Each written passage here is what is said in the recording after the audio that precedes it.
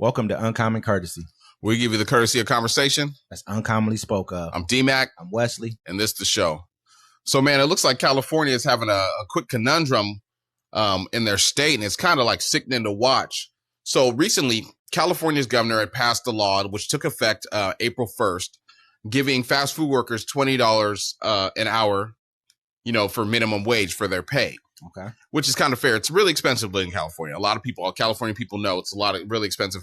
But a lot of corporations and businesses are they're upset about it. And they're trying to make it like a slander thing in the news. And it's kind of crazy to me how, it's to let people have affordable living and affordable wages is such a problem. Like they have a McDonald's franchise. And he's like, look, man, he's leaving no stone unturned. He's raising prices, cutting staff. They're cutting hours. Mod Pizza has closed about 5 of their locations already. Pizza Hut jumped the gun and Pizza Hut all through California, they fired all their delivery drivers and they put it all through DoorDash and Uber Eats. That makes sense. I mean, it makes sense for them. It probably saves them money. Don't get me wrong. This is not to disparage the working man or anything like that. I understand, but it makes sense for them. I'll be honest with you. We had a referendum like that here in our state about minimum wage. It was some time back, maybe, I'm not sure what year it was, maybe, I don't know, 8 years ago, something like that. It was a while back. And every year they had an incremental raise, which was like 50 cents the first year, then it was like $1 something, then it was like $2. It was just, it got up, it went from basically like $11 to like $16 in a matter of like 3 years. Yeah. Or maybe 4 years, but that's a huge jump. Say when you're an owner, say a restaurant owner, you got to buy new menus, it's just a lot you have to change, and then your prices go up. But most people aren't getting that pay increase in the general public. They're not looking at it like, oh yeah, minimum wage has gone up. But did the guy who makes more than minimum wage, did he get a raise? No, he probably didn't get a raise. So he's looking at like, man, my prices are increasing on me, but I'm not making any more money, so I can't buy from this small business right here. A larger business can take the brunt of that a little bit better.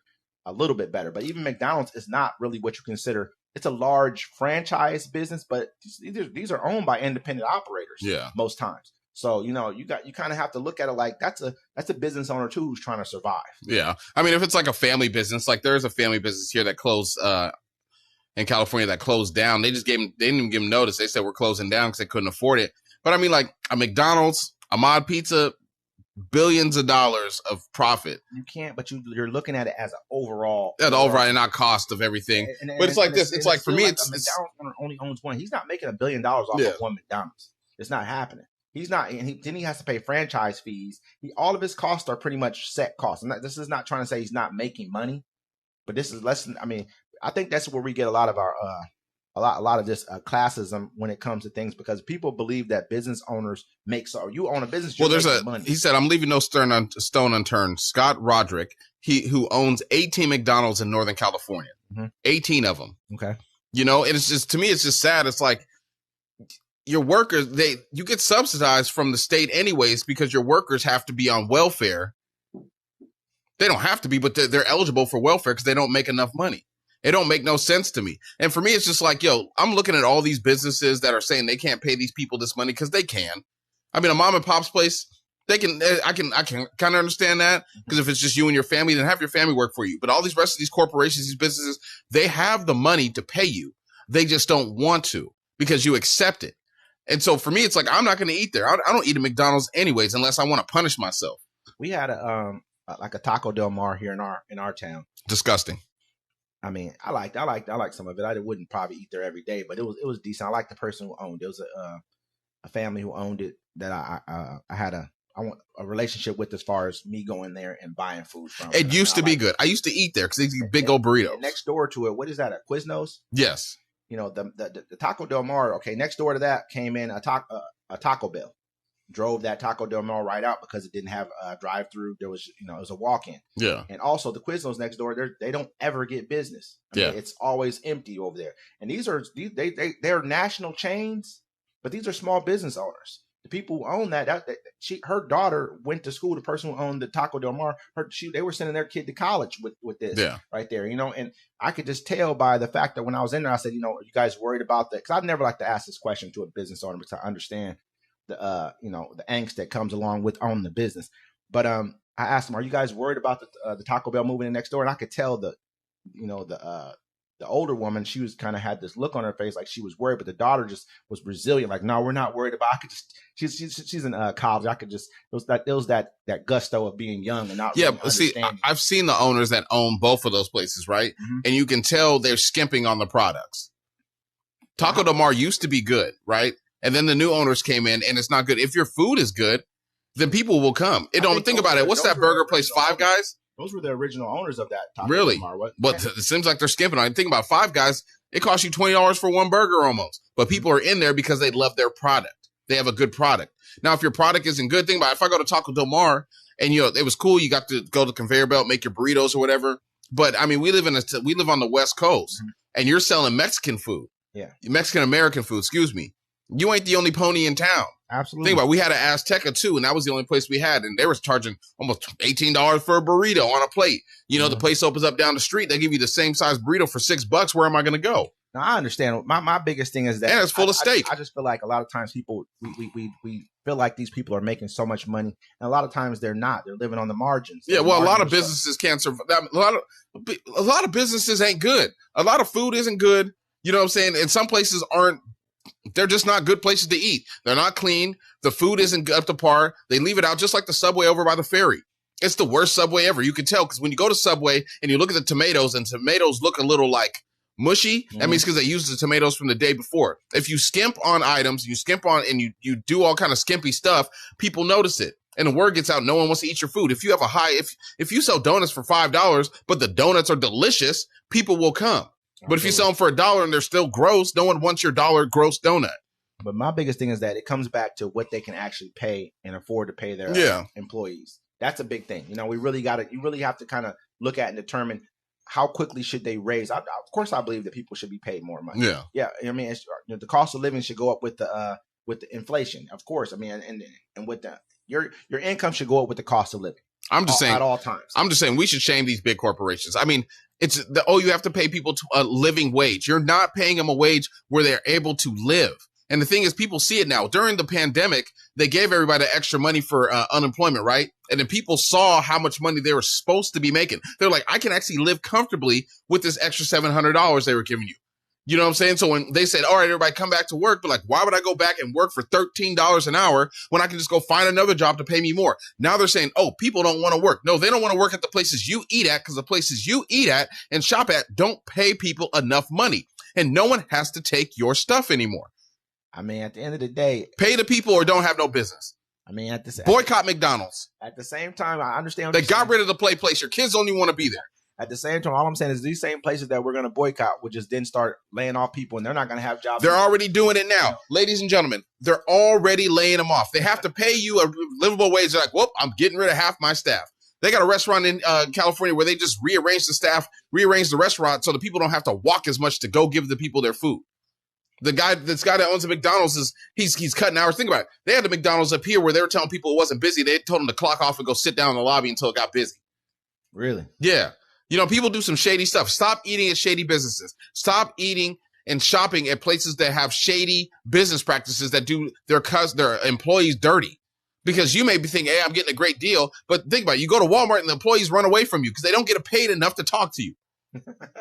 I worked at Walmart. Check this out. I worked at Walmart back in 2001. That's right after Sam Walton had passed away a couple years ago. I ended up getting a raise of $1.25. I was like, woohoo. Yeah, I'm going to make more money. And all the management laughed at me. And I was like, what's so funny? So I got my next schedule and they cut my hours. So I made the same amount of money as I did before I got my raise. Shady business practices. So if they're stealing at Walmart, steal. Deodorant is $8. I agree. I agree with what you're saying about as far as minimum wage should go up. I believe that too. But I'm just saying we got to look at this from a realistic standpoint. Housing costs have gone up a lot. Can't have employees if they're homeless. All I'm saying is that can't have employees if they're hungry.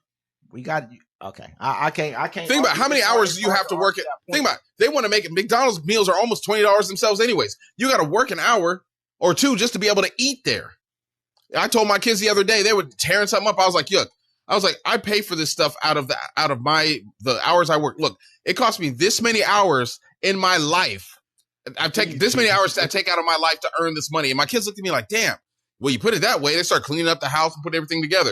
You got to put it in perspective. People are giving up hours of their life to work, and you're paying them pennies so you can have a nice house, so you can have a nice car. Well, think about it. If you don't pay the people, guess what they're going to do? They're going to break into your nice house, and they're going to steal your nice car. Hey, listen, and now you're going to have nothing because no one's going to protect you. That's what I'm saying to you.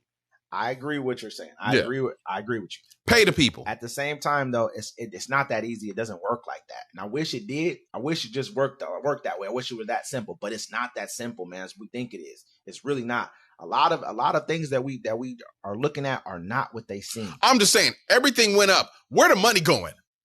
Where's the money going? Because everything else has gone up but your paychecks. Where's the money? Dead ass. Where's the money? Because they ain't giving it to you. California tried to give it to you, and what did they do? They fired you. They fired you all. They cut your hours. But somebody's getting that money, and it ain't you. So where's the money? Okay. I'm saying my deodorant costs $8. It used to be $3.50. Okay. It's done doubled in price. Who's getting the money? Because it ain't the Fred Meyer worker. Where the money at? I agree. All right, we're gonna move on to the next subject. Pay the people. Pay the people. Because where's the money going?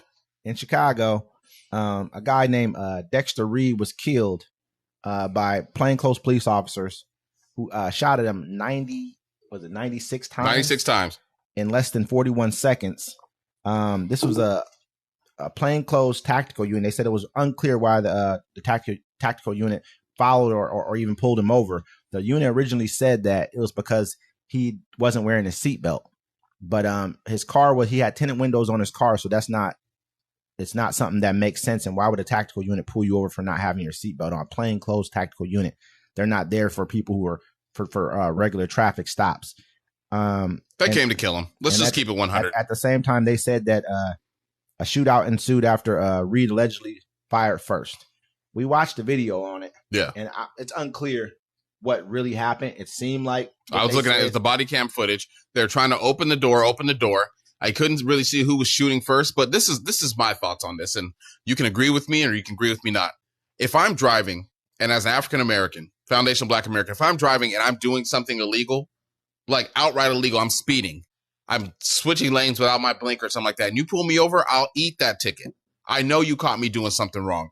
But if I'm doing nothing and you pull me over, and I know you're pulling me over just to pull me over for nothing, we're going to hold court in the streets right then and there because in my mind, you're coming to kill me. You ain't have no reason to come get me. You're going to make something up. That happened to me before. I was driving. I didn't have a license at the time, but I was driving. I took a left onto a road. The cop was up the street. So I was doing nothing. Pulls up behind me, right? Pulls up behind me, hits his lights. I'm like a block away from my house. So, I turn on my hazard lights. I drive home. And I'm like, hey, what'd you pull me over for? He's like, we'll find something. And he's like, well, your left tail light was out. And the way I turned, he couldn't see my left tail light from when I turned. Yeah. I was like, you couldn't even see it from where I was. And he went and grabbed his gun. He said, what did you say to me? What did you say to me? And the only thing that saved me is a civilian drove up with his car and parked in front of my house. And I was in my driveway, parked in front of my house. The cop told him to go. He said, no, I'm going to sit there and I'm going to watch you work. And it caught the cop off guard. He's like, you can't watch me work. He's like, the law says, he starts stating the law in front of the police officer. The police officer calls another cop and they're like, here, you go in your house. Start talking to him. And then I'm outside with a camera filming it. The cops leave him and I go tell the guy, I said, thank you. He's like, no, I saw they're messing with you. They can't mess with you like that. And the newspaper, the local paper here, wrote that some crazy man stopped and started harassing the police. Them cops came to kill me. So like I said, like this, to say with this, if the man shot first, I don't blame him.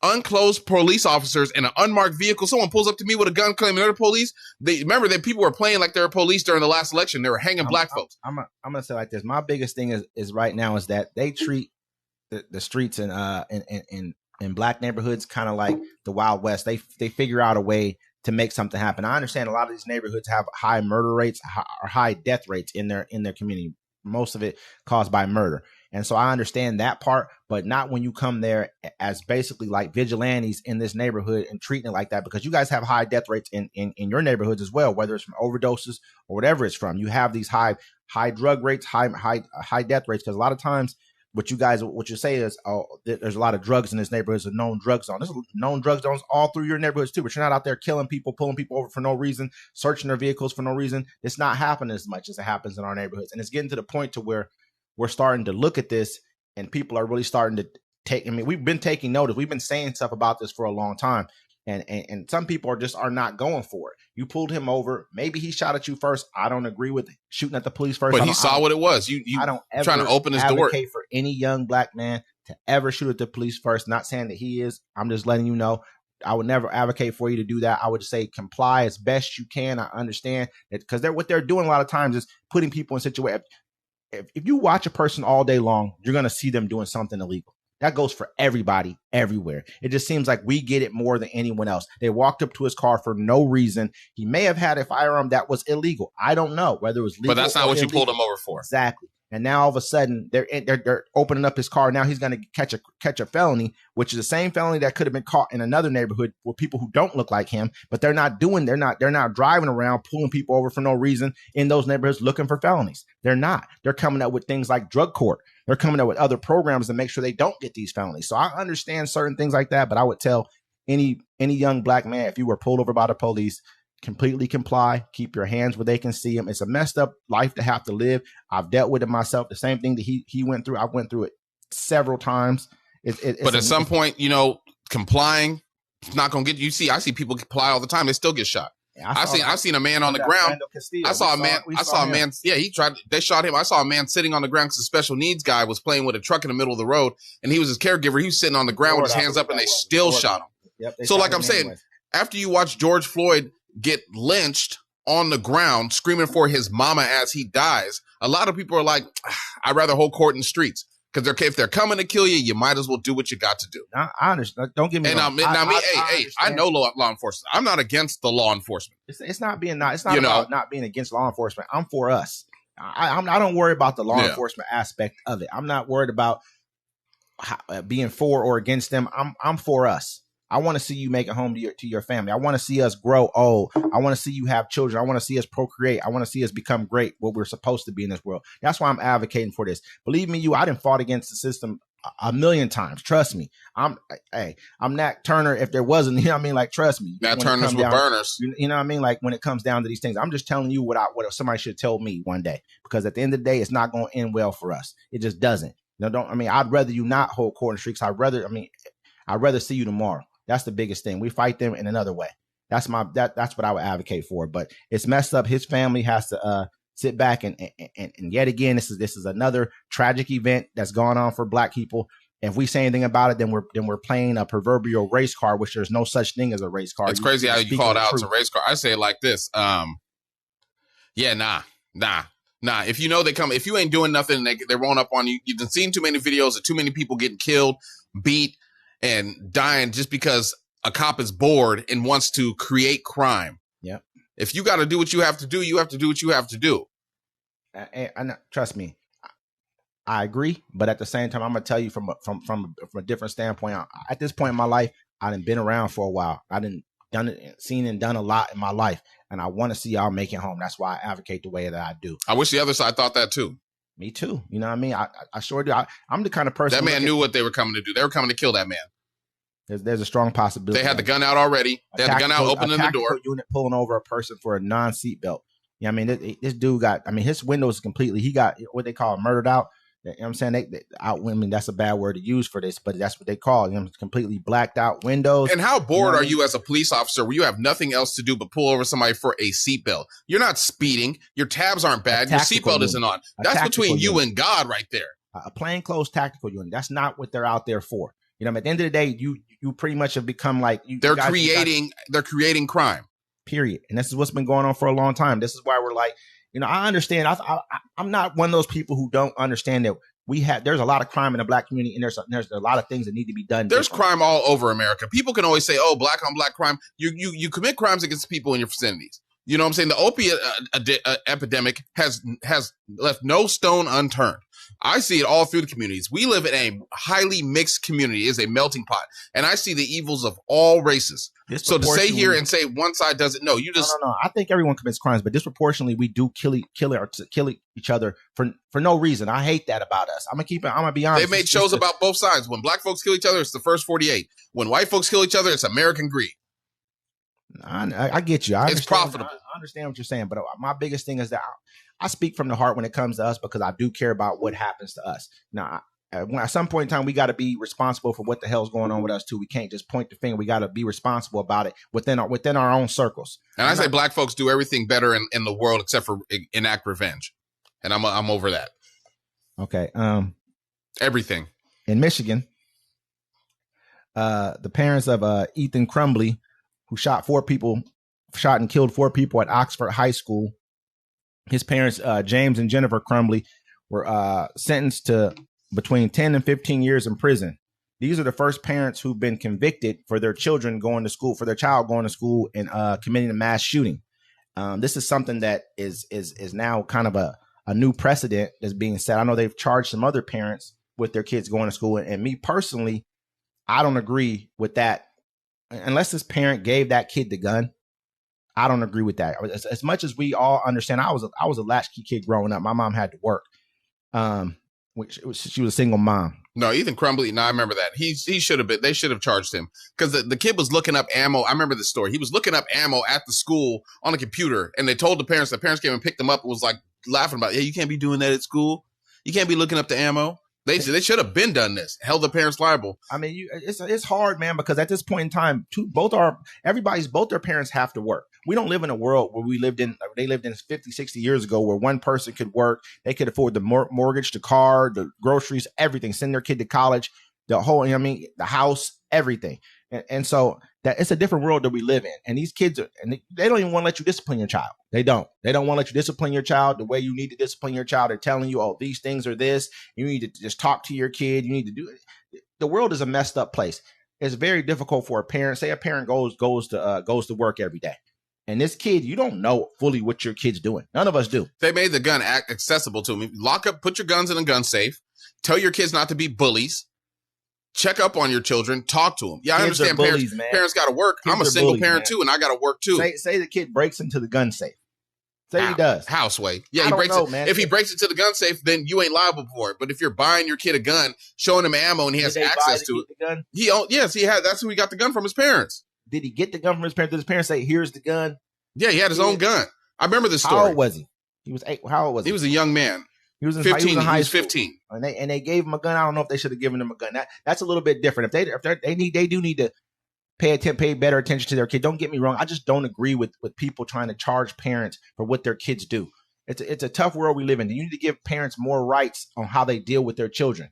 Period. You just do. We're taking away the parents' rights. We are. That is true. You're making it so that kids can make a decision on everything from their sexuality to whatever they want to make a decision on nowadays. Period. This is what's happening. So how do we sit back and look at a parent and say, okay, I want you to go and work. You were just talking about minimum wage and how there's not livable wages and how groceries prices are high and all this other stuff. These parents got to work hella hours, come home, go to sleep. You working 8 hours a day, maybe an hour or two before that, you're getting ready for work and coming home from work. You know what I mean? So that's 10 hours right there.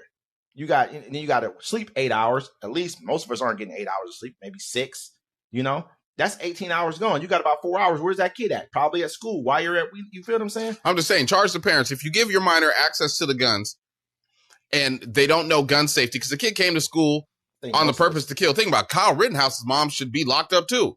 She gave her son an AR-15. He wasn't 21. They drove over state lines. He shot 2 people. He shouldn't have been there in the first place. Lock these parents up. Maybe if you start locking these parents up with these school shooters, you wouldn't have so many school shootings. But also it takes from the other parents, teach your little badass kids to stop being bullies.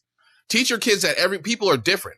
Teach your kids that it's okay to be different. It's okay not to play sports. It's okay to like science. It's okay to wear a furry tail when you go to school. Tell your kids not to make fun of other kids. Let's not act like everybody has bullied somebody at some point in time. Everybody has. Yeah.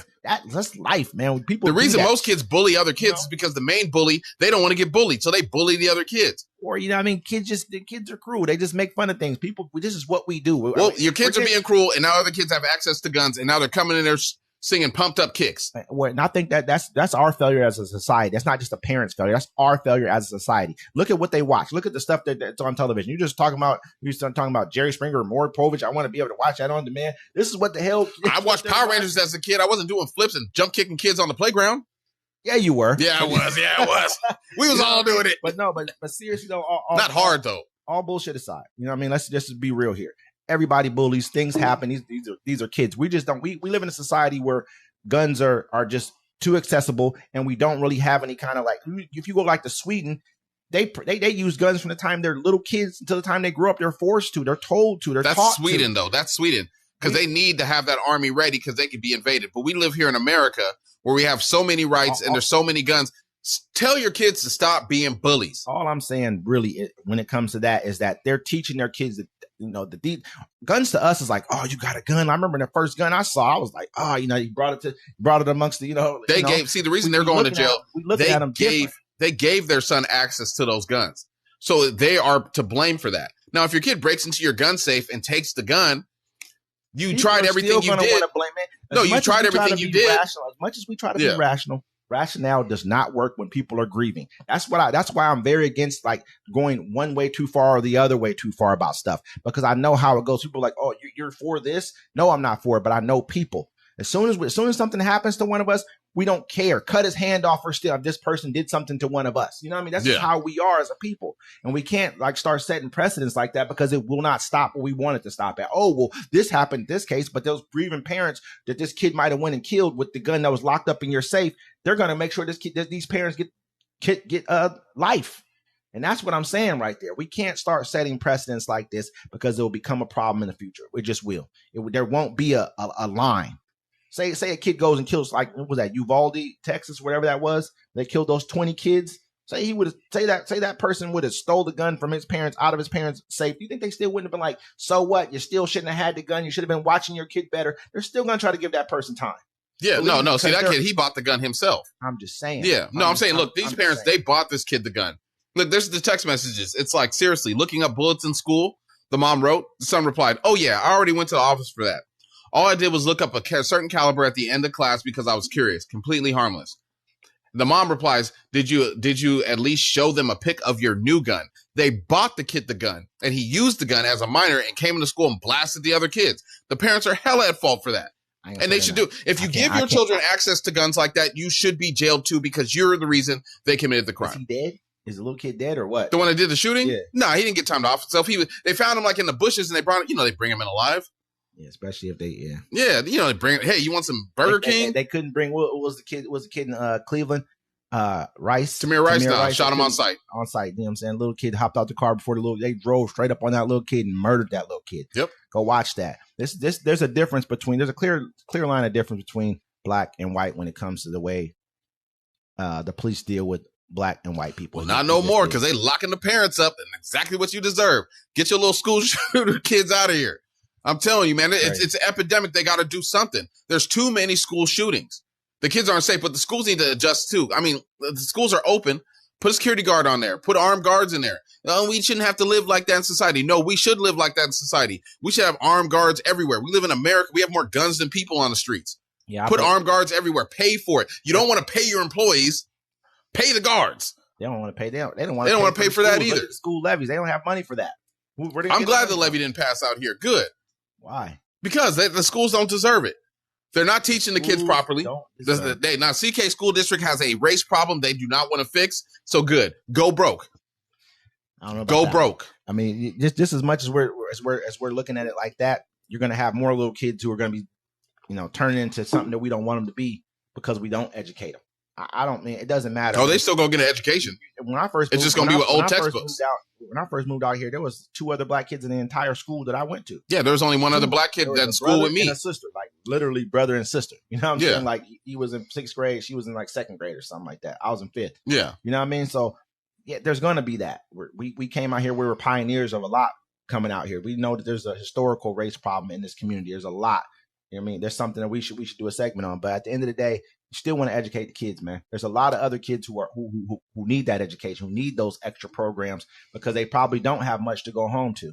So I wouldn't ever advocate for, a levy not to pass. They got to do better. In my point, it could be sports that could be taken away from some kids. That's all he had after school to go. That he sports really ain't going away. It could just mean sometimes they do cut these things when levies don't pass. They cut certain programs. Well, I mean, CK School District needs to get their stuff together. I believe they have a lot of issues, and they've been getting these levies have passed every year. Every year it's passed, every time they have one, and they still don't. They've been acting all self-righteous. So let it not pass and let them get their stuff together. Maybe we need to fire these teachers that aren't educating the kids. Maybe we need to fire these staff that aren't taking allegations of sexual assault and teacher touching seriously. Maybe these people need to go. So maybe these levies can really pass. Huh? A swift kick in the ass helps a lot of people. I know it helped me in my life. I agree. In New York, a $28 million lawsuit was reached for a former Rikers prisoner who suffered severe brain damage after attempted suicide.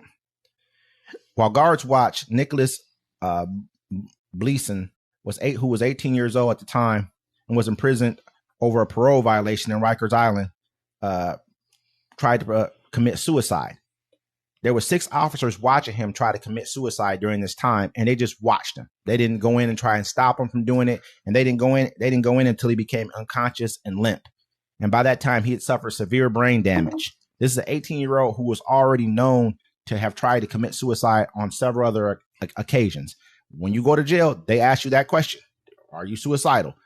Probably on his record. So that's why he probably got $28 million over this. But 3 officers and 1 captain were charged with felonies in 2022. This happened in 2018. And this year they just reached a settlement for $28 million. If this settlement is approved, this will be the largest civil rights case settlement in New York state history. What do you think about that? Well, I've heard weird stories come out of Rikers. I know they had stories about the one youth. He got locked up for stealing a backpack. He was in there. Brower or something. I can't remember his name, but he was in there for 2 years. Yeah, man. Before he got a trial date. Backpack, man. This is crazy. 2 years locked up in a prison with grown men for a backpack. And all kind of extra stuff like that. He was doing something. He was like in solitary confinement. Yes, and he killed himself. Don't understand like what solitary confinement really is, man. They don't know. They don't put you in solitary confinement for anything. They can just say you're under investigation, put you in solitary confinement. Now you're in there for 60 days. Some people are not good alone by themselves like that. Some people are. Some people can take that. Some people are, a little bit weaker. People don't understand like what that entails, what people are going 2 years for a stolen backpack. That's your taxpayer dollars. They probably spent at least about $80,000 in taxpayer money to keep him in jail for 2 years over a stolen backpack. And the thing I don't like about the court system is that, when you make a mistake and you mess up in life, they want you to come in there, own up to it, admit your crime, do your time and do your fine. But when they find people that have been jailed wrongfully for so many years, they take their time letting them out of jail. Yeah, they take their time. And sometimes they don't want to do it because it makes them look bad. Think about that. The court system, they don't want to apologize for nothing, but they want you to. But this is sad. I mean, I look at it like this. If they knew he was going to hang himself, they didn't want to go in there and get kicked in the face. The prisons are run by the inmates. No matter what they tell you, the inmates run the jails. Yeah. True. So, I mean, the prison guards, they're only going to do what they can do because they got to go home. Because, you still, even though and I don't want to talk bad about everybody in prison. Not everybody in prison is a criminal, but they can, they're not all bad people. You just make a mistake in life, something happens, and you end up in jail. Mm-hmm. But the people that are criminals, they got friends outside. And the guards don't do what they tell them to do. They're going to go see their families. You know what I'm saying? So, but I mean, they're over, and I've seen articles where the guards say they're understaffed. Rikers is corrupt. They had six officers watching him do this, man. It doesn't matter. Get kicked in the face, man. Is that where they killed Jeffrey Epstein too? I don't think it was. I don't know. I'm not sure. I don't think he was. He probably wasn't in Rikers. He was in federal prison. So it wasn't Rikers. Yeah. That's not a federal prison. But this is what I'm going to say. They don't worry about nobody kicking him in the face. They'll put on riot gear and go in there and mace him up, beat him, and they know how to restrain people. They do this stuff. There's no excuse for why they didn't go in there and stop him other than the fact they were probably taunting him. And go ahead and do it. They're probably sick and tired of him yelling and screaming. He's probably in there yelling and screaming the whole time. And that's how they feel. You got to understand these are, decent paid, but low. You don't have to have much education. Not saying these people are dumb at all, but you don't have to have a lot of education to be a corrections officer. You just don't. Yeah, but after so long you probably come in there like, it's a job, man. Yeah, at first, but then it's kind of like after a while, I can think about being a corrections officer. You kind of get dead inside after a while. Yeah, they've seen it all. They've seen the worst of society they've seen society at their worst in a group. But that's not to take away from anything. These people that know, so what? It's your job. Do your job. You know what I mean? That's what this kid's now got. He's probably a vegetable. Oh, he dead. Not dead. I don't know. You know what I mean? I'm not sure. They just said he had severe brain damage. So I mean, that's pretty. Because he didn't get oxygen. They cut the oxygen off to his brain. His body go limp. You know what I mean? Before you went in there and you did anything. Period. The Rikers Island corrections officers, they get paid $38.55 an hour. That's in New York. That's New York. New York is just expensive. Ain't enough. And I mean, obviously, that's why they're selling cell phones. That's why they're bringing in contraband. They got a lot of cell phones in jail. I watched them make a rap video in jail with a bunch of black dudes standing there with shanks in their hands, and the one dude's rapping, and they all got the shanks behind them like, I saw the hibachi. I saw that one too. I saw they had the hibachi on the stairs. On the stairs, I seen that, and the dude had the Rolex. Hey, listen, man. I guess they did some type of a sweep. I can't remember. I think it was in like. No, it was when Donald Trump did the presidential alarm on everyone's phone. Mm-hmm. You know what I'm saying? Everyone's phone went off, right? And it went off in the prisons. And so that's when they found all the cell phones. They didn't know it was a national alert or something like that, but everyone's phone went off and they found them all. But they got hella phones in prison. Yeah, then they got people on the websites like, yo, prison looks like it's cracking. I'm like, there ain't no pussy in there. Right, there's pussy. Jesus. Hey, but yeah, there's no opposite sex in jail. That is what it is. And we won't go into that any further. I remember one time I was in jail for 3 days, and then the one CO came out, and she was large. She looked like the old school ice cream cones they used to give you at McDonald's. Mm-hmm. But they used to be all big and round around the cone, like she was built like a tornado. But she was looking fine as hell because this is the first woman I've seen in 3 days. Three sons and 4 grandchildren of Hamas leader Ismail Hayana were assassinated in Gaza yesterday by the IDF. This guy's a high level Hamas leader. He's pretty much like one of the leaders of Hamas, if not the number one guy. They killed 3 of it. It was a car bombing that they did. I think they probably dropped some sent some drones out and dropped bombs on him. But they killed 3 of his sons and 4 of his grandchildren. That was like, I think it was like a little girl and 3 boys, or 3 boys, something like that. Like little kids, man.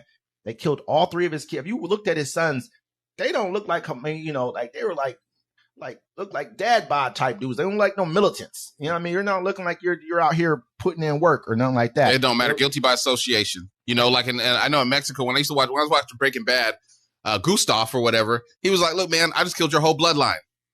Ain't no more of you around. And that's what they're going for. They're killing bloodlines. They're gonna kill your children so they can't get revenge. Just like in Kill Bill. When she killed Vivica Fox, she looked at the little girl, she was like, look, I don't know you, but your mom had it coming. And when you grow up and you feel some kind of way about it, I'll be waiting for you. They ain't having that. All I'm saying is, they killed that. This just happened yesterday. So this is what's going on right now. I think they're having peace talks in Cairo right now. Yeah. Just trying to figure out how they can bring this to a ceasefire. Netanyahu does this in the middle of that. He blows up the Iranian consulate in Syria, in Damascus. Then he kills this guy's kids, man. You killed him. They could have killed his kids any time. This could have been done at any given time. You're trying to create a larger conflict. You don't want those peace talks to work. You're being pressured by the extreme right and the ones who, I'm not sure what the names of them are, but they're the ones who were like the They told the news, they're like, yo, we're gonna take was it Rafa? They're like, no, we're taking that. Yeah, he's already promised them, because this is his coalition is like thinly held together, but a large piece of his coalition are like the religious extremists, are the ones who are like, this is destined to be our land. God said this, that, and the third. Like everything's about about the Torah or whatever they got going on, and that's what it is. Period. But he's beholden to them. That's why he's like, we already have a date. We're going into Rafah. We told you not to do it.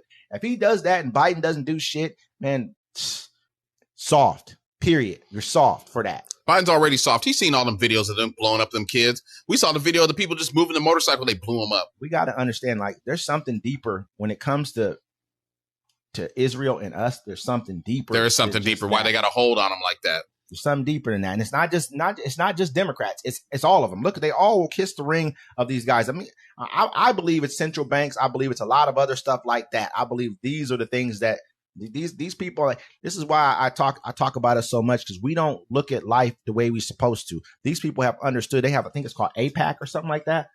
They're one of the biggest lobbies in all the United States, probably in all the world. When you really look at it, they give money to all the politicians. They understand what races matter to them. They understand how to move law for themselves. And so, I mean, this is what this boils down to here. These people have figured out that they can. If they know, first they were friendly with the British because they ran shit. Now they're friendly with the United States because we run shit. But at the same time, they do what they want to do. Yeah. And they're going to put us into a larger conflict by doing these type of things. Well, think about when you control the media, you control the banks, you can destroy anybody. You saw what they tried to do to Kanye. Yeah. He said he didn't mean he was going to kill them all. He said he was going to get on the ones that was fucking with him. Excuse my language. Mm-hmm. But they took his money, shut him down, took his contracts, tried to cut him off, and he still came back. Yep. He proved their point. He proved his point. He's like, look, or they proved his point. He's like, look, these people will destroy you if they want to. Yeah, it's a fact. It's a fact. And it's just to me, like right now, man, I just feel like right now it's not. We need to do something about this, man. They're killing. I think they just killed some more aid. I mean, they just shot at another. I think it was UNICEF. They just shot at their aid truck today or something like that over in Gaza. They said they had 3 bullets put into their aid truck, even though they were told they were okay to go into northern Gaza and bring this food into them. They stopped them, wouldn't let them go. This just is a problem. We need to step in and really, because these guys are already putting themselves in situations. We just told them, hey, we're ironclad. We got Israel's back ironclad. We're not, this is what Joe Biden just went on television and just said, I believe it was today or yesterday, one of the two. We're ironclad support for Israel. Iran, you guys better not, basically don't do nothing about them killing 13 people at your consulate. Joe Biden needs to sit down. You need to sit down. You need to sit down. Let them people handle their own conflict. But at the end of the day, I'm be honest with you, I don't think Iran can deal with Israel. I just don't. Well, let them try. That ain't our business. I mean, obviously it is. Obviously it is. We give these people $3.3 billion. I'm not saying it's not always in form of cash, but it's in form of military equipment, whatever. Every year, we've already given them over $100 billion, I think. And we've already had two American soldiers or 2 American citizens set themselves on fire, one in front of the Israel embassy, protesting these wars. There's protests all around the world. People do not want Israel to do what they're doing right now. If he doesn't stand up and actually speak on this and do something about this, it's getting harder and harder to show support for this type of I won't call it weakness, but this type of ironclad lockstep decision making that we're making to stay behind Israel. Well, America's just like they're committing a genocide. Yeah, can't do it like we do. It's not funny, but it's real facts. Definitely real facts. Norfolk Southern, the railroad company that had a massive derailment in Palestine, Ohio, has come to a $600 million settlement in the case in its class action lawsuit. The locals fear that the settlement, it won't be enough money because they don't understand what the future ramifications of this is. I know you were saying something about now. See the chemicals. So what they did when the trains crashed, the chemicals were spilling onto the ground. So what they did for it not to spread anymore, they took the chemical and burned it. Now, most of this chemicals, it's made to make plastic and other stuff, right? So, but when you burn it and it mixes with water, it makes acid rain. So the crazy thing was, hundreds of miles away, when it rained, they were finding dead animals on farms from this. You know what I'm saying? There was video of people's cars showing the acid rain pouring onto their cars. One person went to the water and they're like, look, you can't see the chemicals until you take the water. She took a rock and she threw it into the water and then you saw the chemicals come up. So it was the number one environmental disaster in American history. Wow. So I can understand why they don't know. We don't know how bad it's going to be. We don't know if those clouds are going to come over and spray us and how everything, man. Everything. It's in the water. It's in the ground. It's in the sky. It's in the crops. This is bad. You said it's in the water. It's in the water. Yeah. I'm going to tell you what situation that kind of, it's not the same thing, but I went down to New Orleans. I believe it was 2005. I believe I went there in 2005. It was right after Katrina happened. I family down there, and I went down there and I saw the destruction of Katrina. I mean, it was literally hundreds, if not thousands, of homes just completely desolated, right? Like everything. You could see water lines on buildings that were like 20 feet high. Like there was nothing that could have lived. If there's a water line on this building, everything is dead. I'm looking at it. You know what I mean? There's thousands and thousands of cars just sitting there. That's waterlogged. Everything. The grass was gray. You know what I mean? That's just from all the different chemicals and things like that went. That's what I liken it to. Because that taught me a lot. Like, man, Imagine all these homes had all these different chemicals in them, all these different things that we had that have chemicals, whether it's bad, whatever, is now in the earth. You know, that's pretty much what they're going through, what they're going to go through for who knows how long. They're never going to tell you what this stuff really. They're never going to tell you. They're never going to tell you what's in the clouds, period. The crops, the Ohio River, how that's fine. $600 million. How many people are? How far is this reaching? How many people are really this? Is this going to serve $600 million? What? You know, I mean, they gave Hinckley. I think it was a place called Hinckley where they had water. They had like some type of they were catching cancer when that was from Aaron Brockovich. Okay. They gave them 400 something. That was a long time ago. I get it, but 600 million. There was a lot of trains derailed. You should have saw how much damage. Yeah, and it was a lot of chemicals. It wasn't just one chemical. It was about 6 chemicals that spilled, and they were just highly toxic chemicals. And think about it. They burned it, and it went into the atmosphere, and went into the rain clouds. So it's going to hit your crops. It's in your water. It's in your land. Man. It's everything. It's the number one ecological disaster in American history, and you can't put a price on that because you don't know what's going to happen in 5 years. When they go back to work the next day, you had to go back outside the next day breathing this in. Yeah, and people were having trouble breathing. The sky was orange from the burning. Okay, people lived in like the Midwest during like the Dust Bowl. They would have like.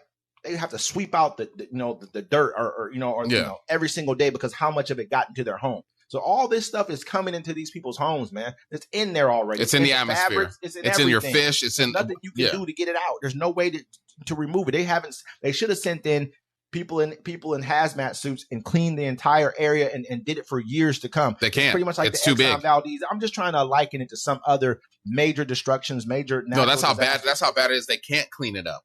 It's too many chemicals. That's why they had to burn it. And burning it was the best scenario because if you left it in the ground, it would have been a lot worse. But burning it is equally bad, but leaving it in the ground would have been worse. So that's why they just burned it. Because they were like, hey, there's nothing we can do, so we're just going to burn it. So yeah. This is a flammable substance that they're dealing with. They had to burn. I mean, because they know it's bad. It's 100% bad either if they would have left it on the ground or burned it. But they burn it to make you think, okay, we're just burning it. It's going to go away. Now. It's gone now, but it's not. We'll give you $600 million, and this will take care of everything for however long. And this is Norfolk Southern.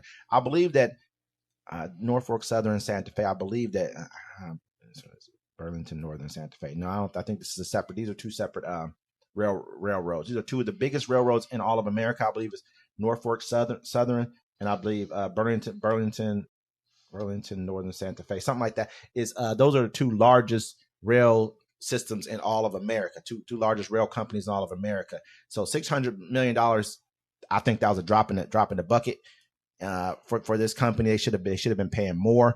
Who knows how big this disaster was? I mean, imagine being pregnant and then being in the middle of that. Your child's going to have development problems. I mean, we just don't know. Development problems that they have going forward from there is going to probably be from this. Yes. Any kind of, like you said, any kind of birth defects, anything. And it spread, like I said, they were finding animals dead hundreds of miles away from the rain, from this chemical burning. So this is affecting most of the northeast of America. Jesus, you know what I'm saying? It's really in the Ohio River. It was it's polluted to the max. There's all those chemicals. I saw the person take a rock, throw it into like this little stream that was behind their house, and you saw all the chemicals come up. Right. It's in the sediment.